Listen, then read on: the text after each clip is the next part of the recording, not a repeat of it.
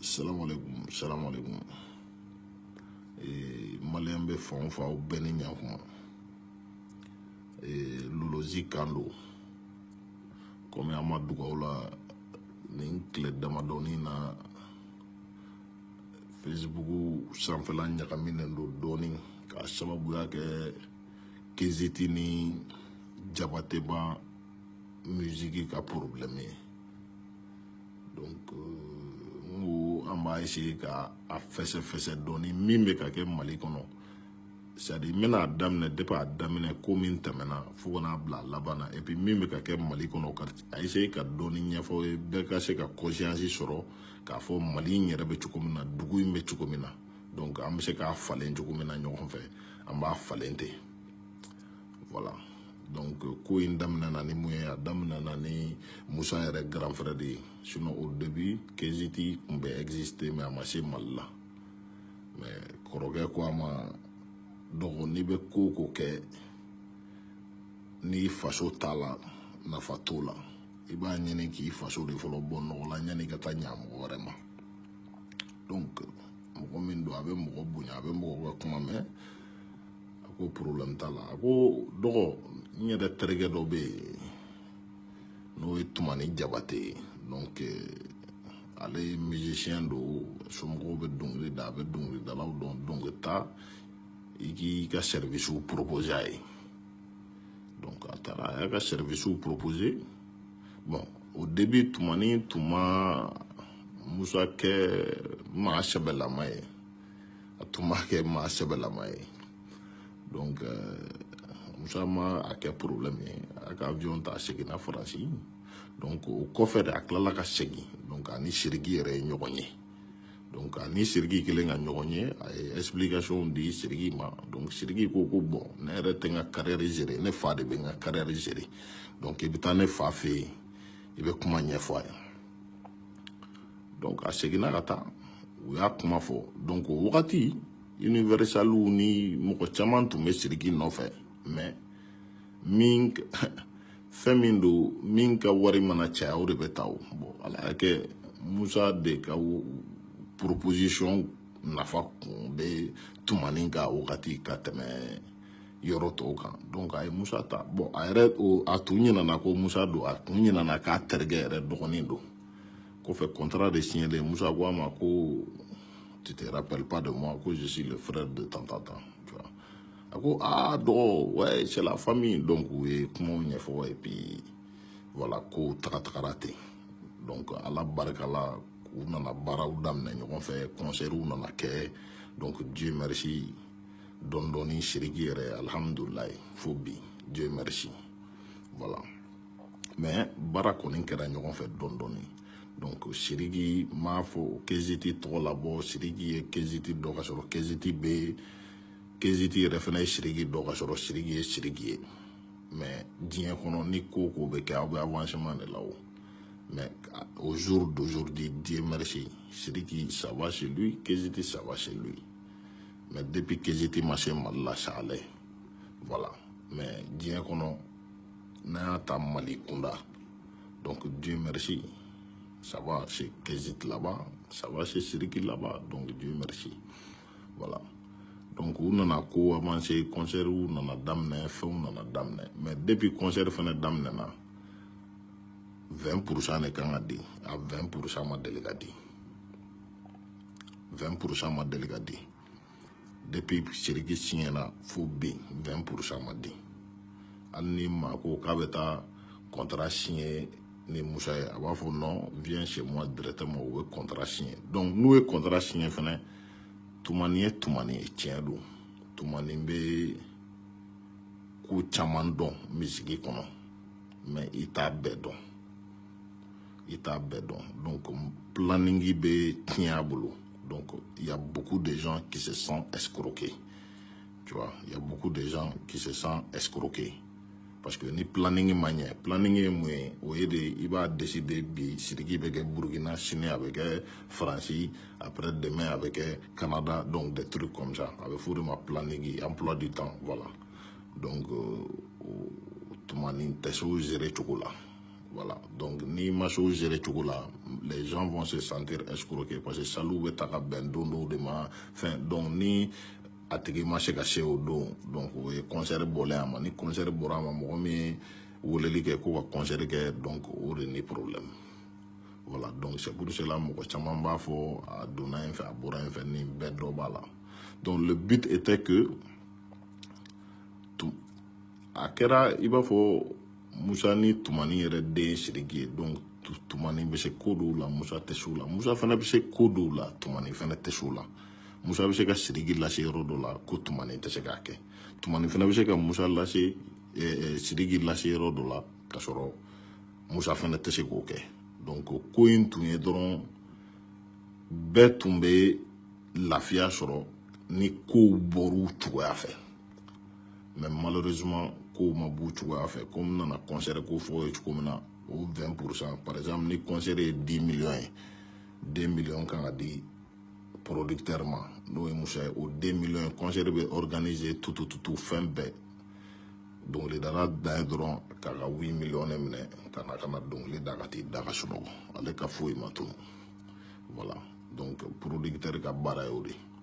voilà mais bon ko nana kɛ Tumani b'a kala sago de donc n'i ye ko k'i sago ye a bɛ gɛlɛya donc mɔgɔ caman b'a fɔ n ka wari dunna n mago ma ɲɛ a donna yen fɛ a bɔra yen fɛ a taara yen fɛ k'a sɔrɔ o si tɛ bon yanni ko in yɛrɛ ka bɔ kɛnɛ kan komi ko in ye famille ko ye Musa grand frère ni Tumani u bɛ ɲɔgɔn dɔn donc famille ko de don donc u sigira a bɛ san 2 bɔ don o don u b'a kuma fɔ don o don u b'a kuma fɔ don o don u b'a kuma fɔ fo ka na kɛ u tɛ ka ɲɔgɔn faamuya bilen donc n'an ma ɲɔgɔn faamuya dɔrɔn a bɛ gɛlɛya n'an ma ɲɔgɔn faamuya business kɔnɔ dɔrɔn a bɛ gɛlɛya voilà et puis k'a fɔ contrat signé mɔgɔ caman ma min faamuya mɔgɔ caman b'a fɔ ni producteur ye n signé wari bɛ sɔrɔ dɔnkili radio la wari bɛ sɔrɔ nin na non n'i ye mɔgɔ signé par exemple 100 000 ni aw bɛnn'o kan ka contrat signé donc producteur b'a dɔn est-ce que n bɛ 100 000 bɔ a la wa donc ni 100 000 ma se ka bɔ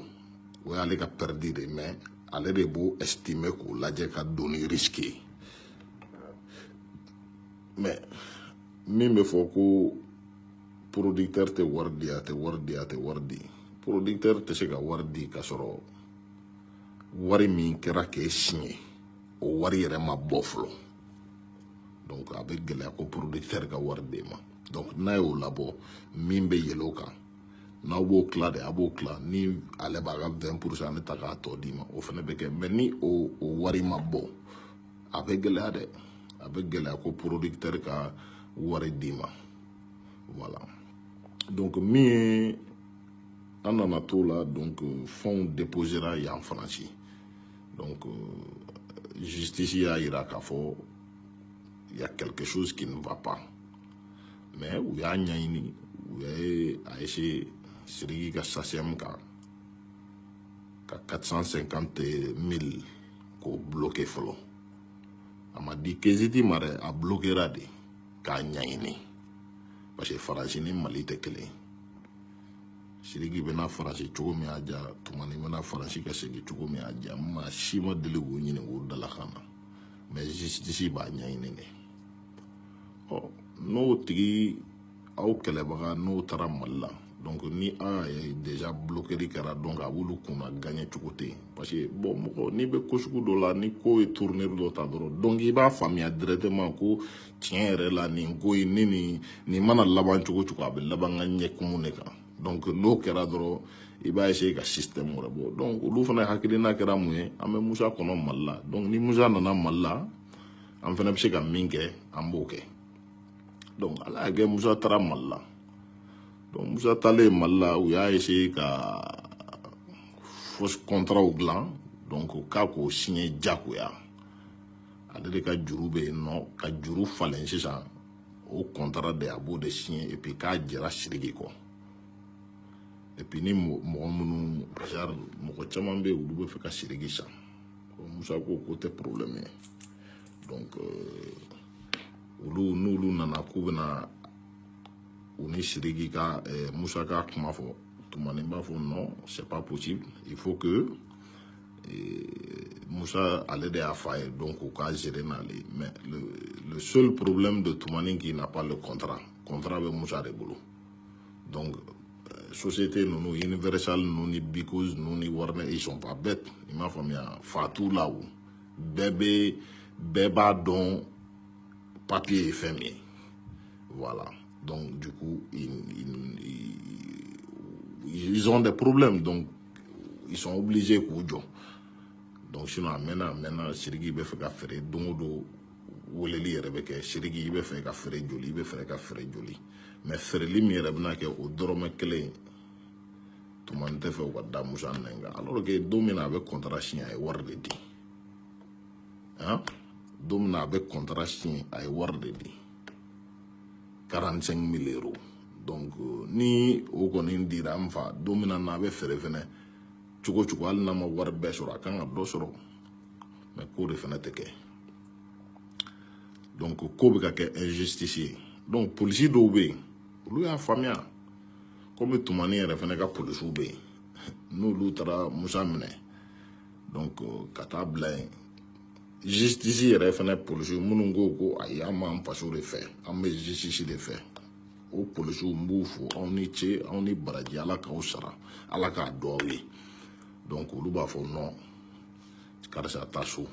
n'a ko kan ka kɛ cogo min na, polisiw b'o la, gendarmew b'o la, juge ɲumanw b'o la, procureur ɲumanw b'o la, komi a jugumanw fɛnɛ bɛ yen minnu sɔnna corrompuli ma, komi a ɲumanw fɛnɛ bɛ yen minnu ma sɔn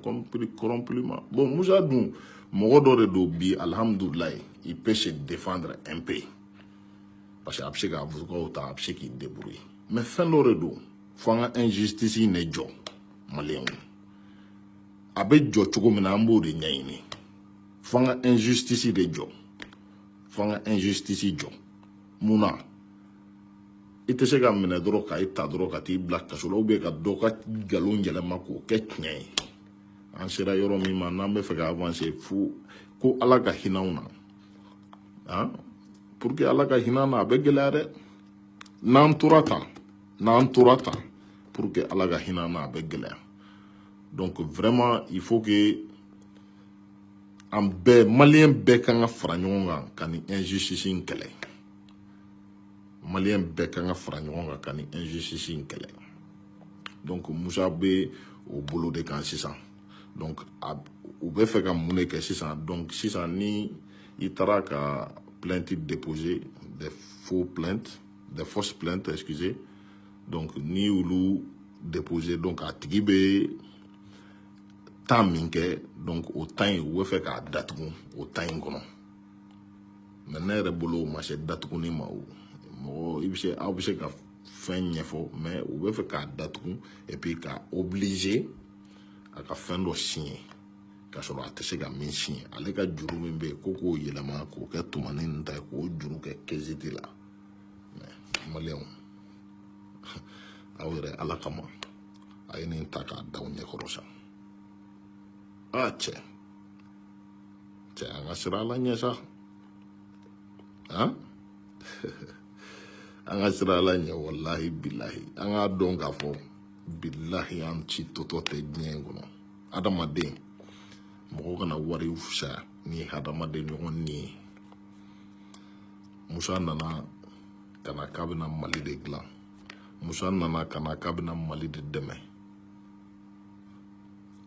Aw bɛ mun kɛ aw b'o fɛnɛ dɛmɛ de a ka se ka a ka objectif atteindre.